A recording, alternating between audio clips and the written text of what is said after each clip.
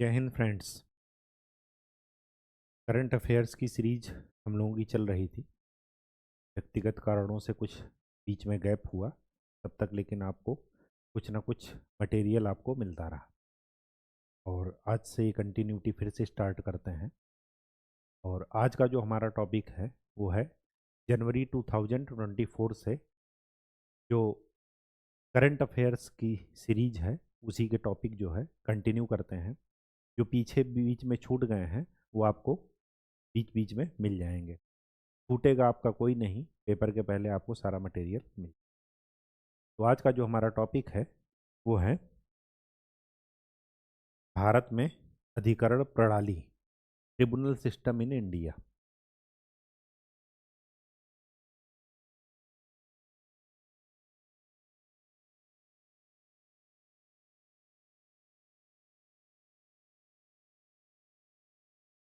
भारत में अधिकरण प्रणाली।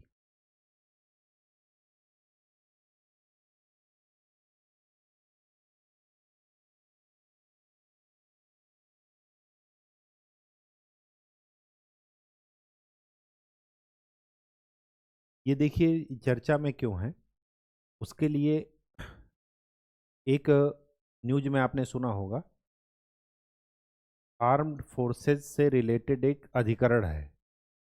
आर्म्ड फोर्सेस जो सशस्त्र बल हैं उनसे संबंधित, ठीक। इसकी स्थापना हुई है 2007 में।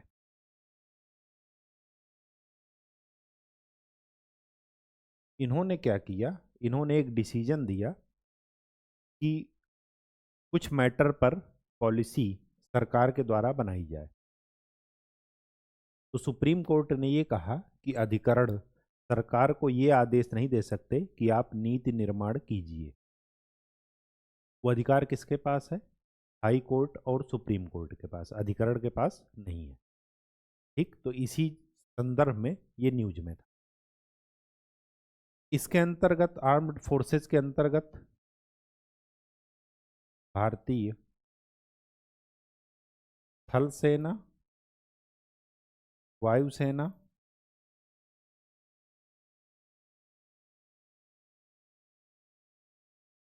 और नौसेना।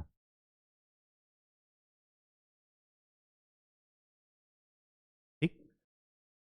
और ये किस पर जो है, किस एक्ट के तहत काम करते हैं? ये भारतीय थल सेना अधिनियम, वायुसेना अधिनियम 1950 और नौसेना अधिनियम 1957 के, ठीक, इस अधिनियम के तहत ये काम करते हैं। ठीक है, ये आर्म्ड फोर्सेस का ट्रिब्यूनल, सशस्त्र बल जो है। ठीक है, अब हमें ये ध्यान में रखना है कि इन अधिकरण की जो प्रणाली है ट्रिब्यूनल की, उसका इतिहास थोड़ा सा देख लेते हैं जो हमारे काम का है। मोटा मोटा आपको ध्यान में रखना है। जो सबसे पहला है वो 1941 में इनकम टैक्स के लिए ट्रिब्यूनल था। ये सबसे पहला ट्रिब्यूनल है। ठीक। फिर जो इसको संवैधानिक दर्जा मिला,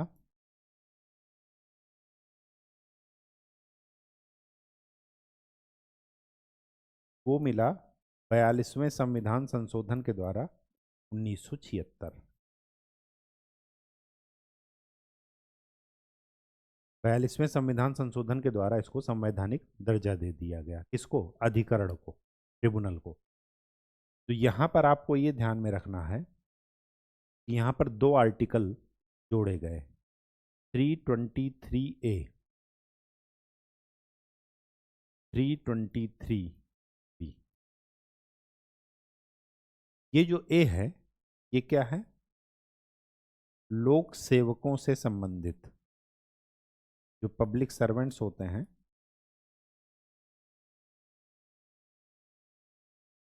उनसे संबंधित है ये। उनकी पदोन्नति, उनकी नियुक्ति, उनकी सेवा शर्तें, इन सब मामलों से संबंधित सुनवाई यहाँ पर होती। दूसरी बात यह है कि ये अधिकार किसको है? संसद को। संसद दोनों जगह के लोक सेवकों के लिए नियम बनाती है। ये कौन कौन से लोक सेवकों के लिए है? केंद्र और राज्य, दोनों के लिए। तो जब लोक सेवकों से संबंधित, पब्लिक सर्वेंट से संबंधित मामला होगा वो किसके आर्टिकल के तहत जाएगा? 323A के तहत। ठीक, और ये अधिकार किसको है? संसद को। जो बाकी चीजों से रिलेटेड है, जैसे टैक्स से रिलेटेड हो गया, ठीक, टैक्सेशन, कराधान से संबंधित, या कोई दूसरा डिस्प्यूट है एक तरीके से, जैसे कारपोरेट सेक्टर में, तो ये सब कहाँ आएंगे? 323B के तहत। भूमि से संबंधित मामले हो गए, संपत्ति से संबंधित मामले हो गए, टैक्सेशन से संबंधित मामले हो गए, ये कहाँ के जाएंगे? 323B के तहत। ये आपको ध्यान में रखना है कि संवैधानिक दर्जा कब मिला? 42वें संविधान संशोधन के द्वारा 1976 में। ये संविधान संशोधन क्या है? मिनी कॉन्स्टिट्यूशन इसको बोलते हैं। ठीक है, इतना ज़्यादा इसमें संवैधानिक संशोधन हो गए थे 42वें संविधान संशोधन के द्वारा। पॉलिटी में आप लोग पढ़ेंगे। ठीक, इसके बाद आपको जो ध्यान में रखना है वो ध्यान में रखना है 2017 और 2021 का मामला। 2017 और 2021 में कुछ स्पेशल चेंज हुए। वो चेंज क्या हुए? 2017 में ये क्या किया गया? अधिकरणों की संख्या को सीमित कर दिया गया।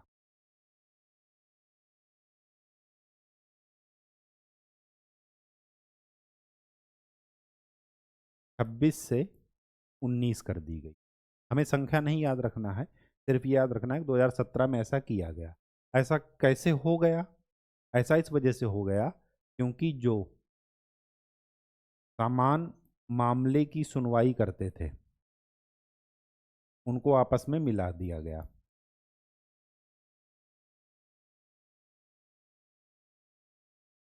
उनको आपस में क्या कर दिया गया? समन्वित कर दिया गया, ज्वाइंट कर दिया गया। इस वजह से इनकी संख्या क्या हो गई? कम हो गई। ठीक, 2021 इस वजह से इंपॉर्टेंट है। अच्छा, एक चीज यहां पर 2017 में और ध्यान में रखिएगा। यहां पर क्या हुआ कि कुछ अधिकरण के मामले में नियुक्ति, जो उसके सदस्य नियुक्त होंगे, नियुक्ति, पदों की संख्या, सेवा शर्तें, ये किसके हाथ में आ गई? सेंट्रल गवर्नमेंट के अंडर, केंद्र सरकार के अंदर। ये बहुत बड़ी बात थी, ये ध्यान रखिएगा, क्योंकि संसद और केंद्र सरकार दोनों में अंतर है। संसद का कंट्रोल ज़्यादा है, केंद्र सरकार का कम। लेकिन अगर केंद्र सरकार अपनी मर्जी के वो ये शक्ति अपने हाथ में ले लेती है, इसका मतलब ये हुआ कि केंद्र सरकार क्या बन रही है? अपने आप को सुपर पावर बना रही है।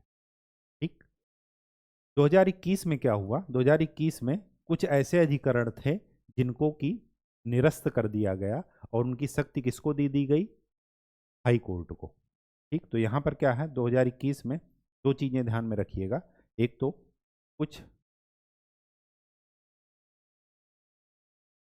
अधिकरणों को समाप्त कर दिया गया। जैसे उदाहरण में देखिएगा, फिल्म प्रमाणन से संबंधित जो अधिकरण था, फिल्म सर्टिफिकेशन से संबंधित, उसको क्या कर दिया गया? बंद कर दिया गया, निरस्त कर दिया गया। दूसरा, जो बौद्धिक संपदा अधिकार से संबंधित था, इंटेलेक्चुअल प्रॉपर्टी राइट्स, ये अधिकरण भी क्या हो गया? समाप्त हो गया। और इससे संबंधित शक्ति, मतलब इससे संबंधित कोई भी जो मामले होंगे वो कहाँ जाएंगे? सीधे हाई कोर्ट, उच्च न्यायालय में। ठीक, दूसरी बात यहां पर एक चीज और थी कि कुछ अधिकरणों की सेवा शर्तों में बदलाव हुआ। सेवा शर्तें मतलब नियुक्ति, कार्यकाल, इनसे संबंधित चीजों में क्या हुआ? बदलाव 2021। तो आपको तीन चीजें ध्यान में रखनी है। एक चीज और यहां पर आपको बता दें कि जो 2007 में स्थापना हुई AFT की। इसी के साथ आपने और सुना होगा, 2007 में एक मैटर और लिख लीजिएगा, एक तो कैट,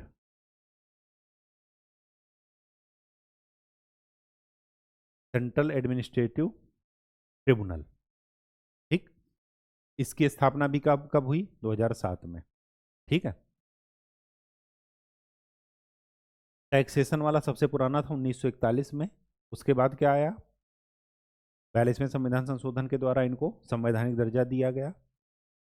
आर्टिकल 323A और बी से संबंधित ध्यान रखिएगा। आर्टिकल 323A है लोक सेवकों से संबंधित, बाकी 323B है अदर सब्जेक्ट से संबंधित, ठीक। 2017 में ध्यान रखिएगा कि अधिकरणों की संख्या को सीमित कर दिया गया और कुछ मामलों में शक्ति किसके पास आ गई? केंद्र सरकार के, ठीक। और 2021 में कुछ अधिकरणों को समाप्त कर दिया गया और वहाँ पर क्या हो गया? उन अधिकरणों की जो मामले से संबंधित सुनवाई थी वो कहाँ चली गई? हाई कोर्ट में हो, ठीक। और ये 2 अधिकरण का ध्यान रखिएगा। अब हमें जो काम की बात है वो ये कि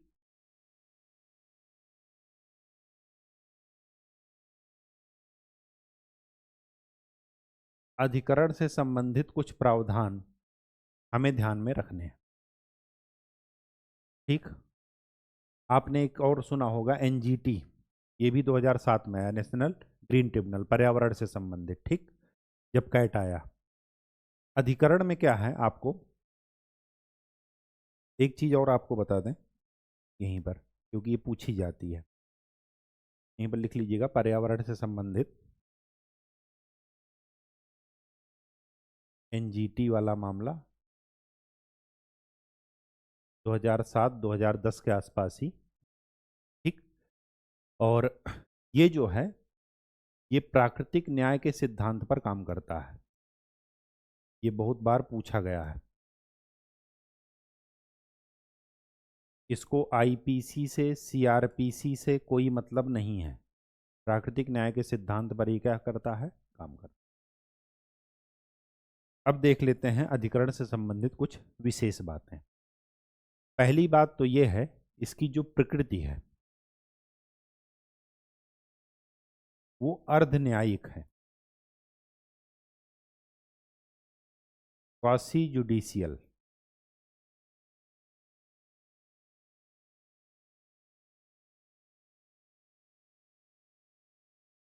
अर्ध न्यायिक का क्या मतलब है? कि यहां पर केवल न्यायविद नहीं होंगे, केवल कानून से संबंधित जानकार नहीं होंगे। अगर लोक सेवकों का मामला है तो उस सेवा से संबंधित जो भी लोग होंगे वो भी इसके क्या रहेंगे? सदस्य रहेंगे। मतलब कानून विशेषज्ञ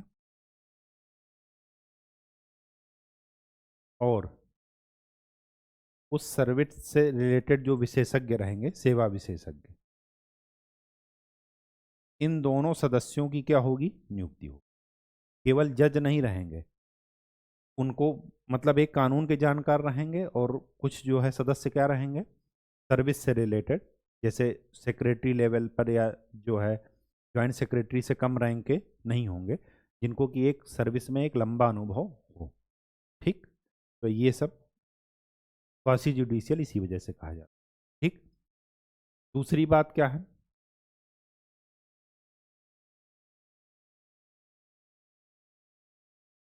संवैधानिक मान्यता। संवैधानिक मान्यता में आपको बता दिए हैं कि 42वें संविधान संशोधन के द्वारा इसको संवैधानिक मान्यता मिली। और वहाँ पर आपको 2 चीज़ें ध्यान में रखनी है, आर्टिकल 323A और 323B। लोक सेवकों की सेवा शर्तों से संबंधित मामले 323A में आते हैं, और उस लोक सेवकों के अलावा बाकी कोई भी मामले जैसे टैक्सेशन हो गया, कारपोरेट टैक्स हो गया, ये सब कारपोरेट मामले हो गए, ये सब किस में हो गए? संपत्ति से रिलेटेड, भूमि से संबंधित जो भी होंगे, वो पर्यावरण से संबंधित, वो क्या होंगे? 323B में आए। यहाँ पर जो आपको ध्यान में रखना है वो ध्यान में रखना है कि ऐसा ही देखा गया कि जो न्यायालय में लंबित मामले हैं उनमें से मैक्सिमम क्या है? वो हैं लोक सेवकों से संबंधित। किसी का क्या है, पेनाल्टी लग गई है सर्विस में, किसी का क्या है कि पेंशन नहीं मिल रही है। तो फिर क्या है, तो सरकार ने सोचा कि अगर न्यायालयों पर बोझ कम करना है तो जो है हमें क्या करना पड़ेगा कि लोक सेवकों से संबंधित जो भी मामले हैं उनको क्या करना पड़ेगा, अलग करना। उससे दो फायदा हुआ। देखिए, जब हाई कोर्ट या सुप्रीम कोर्ट जब भी डिसीजन लेता है वो संविधान के अनुसार तो लेगा, लेकिन संविधान के दायरे में ही ये सर्विसेज आती हैं, कोई भी संविधान से दायरे के बाहर तो है नहीं। अब इनमें क्या होता है कि कानून का जो विशेषज्ञ है वो सेवा का भी विशेषज्ञ होगा, ये जरूरी नहीं है। क्यों? क्योंकि अलग अलग सेवाएं हैं भारत में। हो सकता है कि वो सेना का मामला बाद में आए और फिर कोर्ट मार्शल होने के बाद, जो वहाँ पर सेना की कोर्ट है उसके बाद होने के बाद मामला पहुँचे हाई कोर्ट और सुप्रीम कोर्ट में। अब वो लोग उसके जानकार तो हैं नहीं, तो किसकी मदद लेंगे? सेना के अधिकारियों की मदद लेंगे कि आपने इसमें कैसे डिसीजन दिया, हमें पूरा केस समझा। अब अगर ऐसा वो करते हैं तो लंबित केसेस क्या हो जाते हैं, बढ़ने लगते हैं। अब इन्हीं चीज़ों को वो करने के लिए, समाप्त करने के लिए या कमी करने के लिए हमने क्या किया कि जो सेवा संबंधित जो सिविल मामले हैं उनको हम क्या कर रहे हैं, उनके लिए ट्रिब्यूनल बना दिए। उससे संबंधित मामले कहाँ हो जाएंगे, ट्रिब्यूनल में जाएंगे। तो इस वजह से हमने ये काम किया। ट्रिब्यूनल इसी वजह से, ट्रिब्यूनल की जो अवधारणा है अधिकरण की वो इसी वजह से लाई गई, ताकि जो न्यायालय पर बोझ है वो क्या हो जा सके, कम हो सके और लोगों को त्वरित न्याय मिल सके। ठीक। डीपीएसपी आप ध्यान में रखिएगा, आर्टिकल 20, आर्टिकल 39, 37, ये सब। ठीक। इन्हीं के उस पर जो है कॉन्सेप्ट पर ही ये ब्रॉड वे में अधिकरण बना है। ठीक। तीसरी बात जो आपको यहाँ पर ध्यान में रखना है,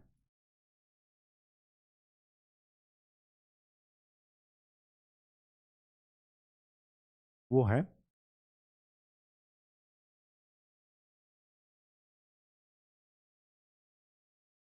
हाँ,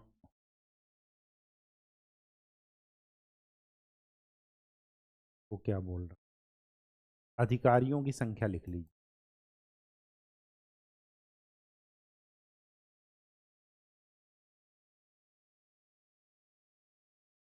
इसमें मल्टी मेंबर्स होते हैं, कुछ कानून के जानकार होंगे और कुछ संबंधित विषय विशेषज्ञ होंगे जिनको सेवाओं का ज्ञान होगा केंद्र और राज्य सरकार में। ठीक। तो इन दोनों को जो है मिला करके एक क्या बनेगा, ट्रिब्यूनल बनेगा। ठीक है। Normal high court supreme court में कौन होता है, केवल और केवल कानून के विशेषज्ञ, विषय के विशेषज्ञ नहीं होते। ठीक। जो जजेस होते हैं। इसके बाद क्या है, क्षेत्राधिकार।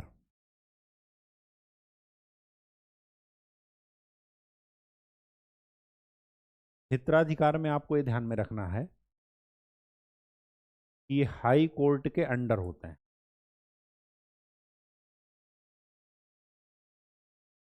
मतलब इनके विरुद्ध अपील वो कहाँ की जाएगी, हाई कोर्ट में। ठीक। और ऐसा मामला जिसमें ये डिसीजन दिया गया वो चंद्र कुमार का मामला है। इसमें सुप्रीम कोर्ट ने कहा कि आपको डायरेक्ट हाई कोर्ट जाने की ज़रूरत नहीं है। ये आई थिंक 1997 का मामला। इसमें सुप्रीम कोर्ट ने कहा कि आपको डायरेक्ट हाई कोर्ट आने की ज़रूरत नहीं है। सुप्रीम कोर्ट, सबसे पहले आप ट्रिब्यूनल में जाइए, वहाँ पर आपकी दोनों विशेषज्ञ रहेंगे, कानून के भी, कानून पक्ष भी देखा जाएगा और आपका जो डिपार्टमेंटल पक्ष है, विभागीय पक्ष, वो भी देखा जाएगा। और दोनों के बाद क्या होगा, डिसीजन होगा। फिर वहाँ पर आप सेटिस्फाई नहीं होते, फिर हम क्या करेंगे, हाई कोर्ट आइए आप, फिर उसके बाद सुप्रीम कोर्ट। ठीक है। तो इसीलिए सबसे पहले क्या होता है, कैट में केस चलता है, फिर उसके बाद हाई कोर्ट और फिर उसके बाद सुप्रीम कोर्ट। ठीक। का कारण यही है। अब देखते हैं महत्व।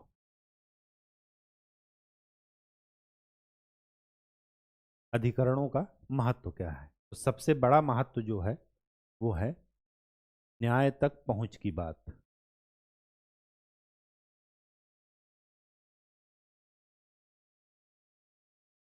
दूसरी बात जो है वो ये है कि त्वरित न्याय,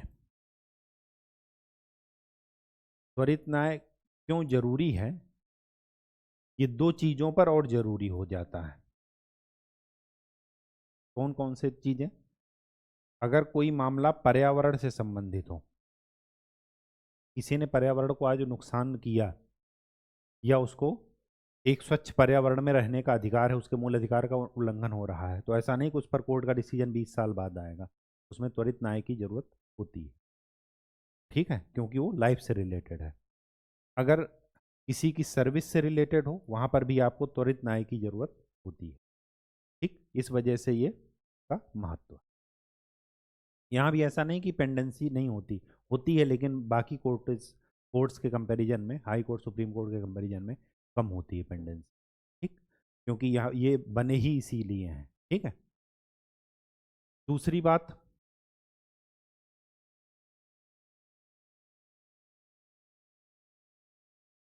यहाँ पर विशेषज्ञता की बात चलती है, और ये विशेषज्ञता कानूनी और विभागीय विषय दोनों से संबंधित हो, क्योंकि इसमें दोनों के अधिकारी होते हैं। ठीक, तो आप किसी एक पक्ष को कमतर नहीं कर सकते, कहने का ये मतलब है। एक निष्पक्ष न्याय की अवधारणा यहाँ से आती है। ठीक है। और क्या है इससे? क्या है, हाई कोर्ट या सुप्रीम कोर्ट का कार्यभार या लंबित मामले वो क्या हो गए हैं? कम हो गए। ये इनका महत्व है। ठीक, दूसरी बात आपको जो ध्यान में रखना है वो ये रखना है कि इसमें चुनौतियां क्या क्या हैं। महत्व तो हम जान लिए।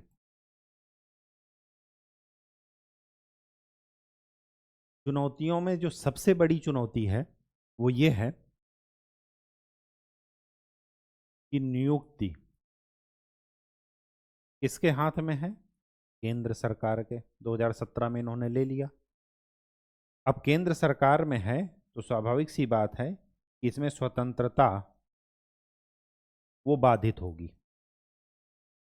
केंद्र सरकार चाहेगी कि डिसीजन क्या हो, हमारे फेवर में हो, जिसमें मैक्सिमम केस में हम जीतें, एम्प्लॉय ना जीते। ठीक है, उसी हिसाब से उसको मैन्युपुलेट करना चाहे। समय से नियुक्ति नहीं करेंगे, ये सबसे बड़ी बात है, ये चुनौतियों में ही आएगी। ठीक है, तो समय से नियुक्ति नहीं, ये भी लिख लीजिए।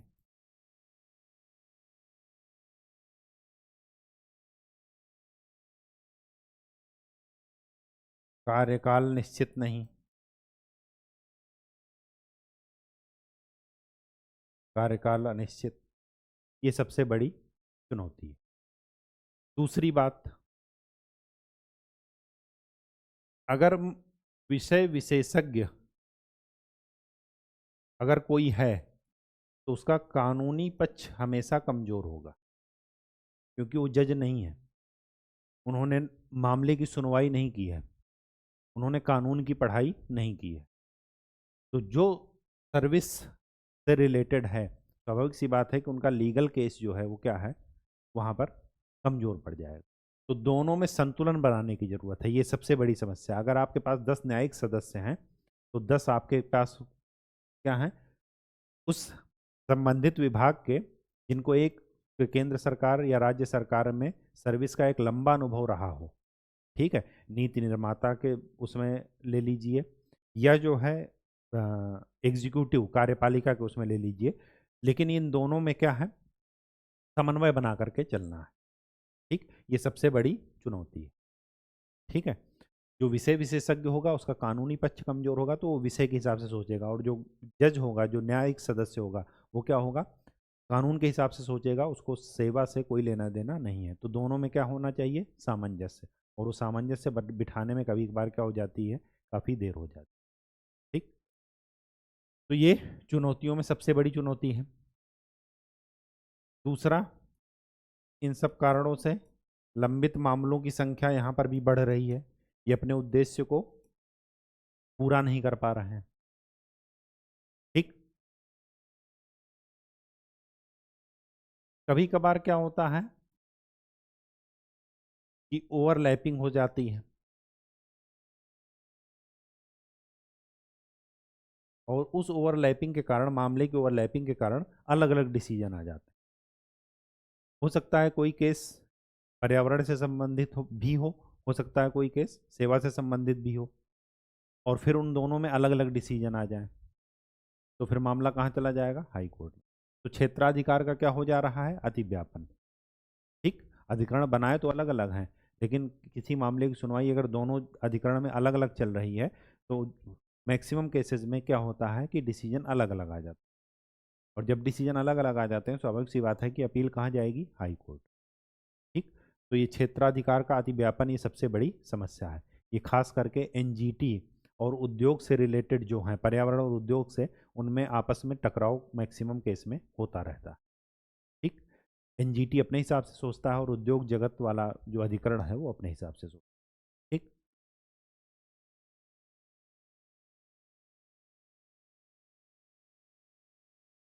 इसके बाद यहाँ पर एक समस्या और है, प्रक्रियाओं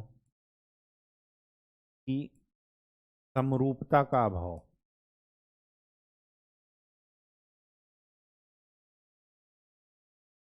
एक ही प्रोसीजर फॉलो नहीं किया जाता सभी जगह। क्यों? क्योंकि एक ही कपड़ा सभी को फिट नहीं हो सकता। ठीक है। One size fit to all ये नहीं हो सकता।